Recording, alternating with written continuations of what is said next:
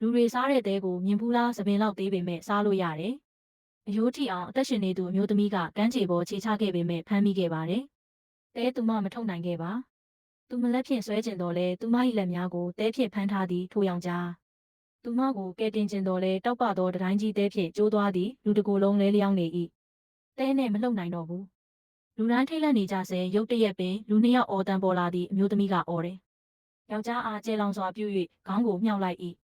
သို့တော်သူသည်တဲတောင်ပြင်တွင်နှစ်ဝက်ကြာအောင်စားခဲ့ရကြောင်းသူမည်တို့သိသည်လူတိုင်းကြောက်လန့်သွားကြသည်။တေးတဲ့အထိတငယ်ချင်းနှစ်ယောက်တဲတဲကစားနေကြတာကိုသူတို့ကြည့်နေသည်မင်းများကရှိခဲ့တယ်။ဒီမှာရင်နေသေးတယ်။လူငယ်တစုကဒီမှာပါတီပွဲလုပ်တဲ့လူနှစ်ယောက်ဘယ်မှလာ၍မတွေ့။အသားလုံးအကြီးကြီးမို့မီးပေါ်တင်ပြီးကင်တယ်မနှက်စောစောမှမိမကနိုးလာတယ်။နှိမ့်နေတော့လဲကမ်းခြေတွင်မြည်သူမျှမရှိသည်ကိုသူမတွေ့ရှိခဲ့သည်။အဝတ်တစ်ထည်ပဲကြံတော့တယ်အဲ့ဒီအချိန်မှာငှက်ကလေးတစ်ကောင်ကကမ်းခြေမှာအစာရှာနေတယ်။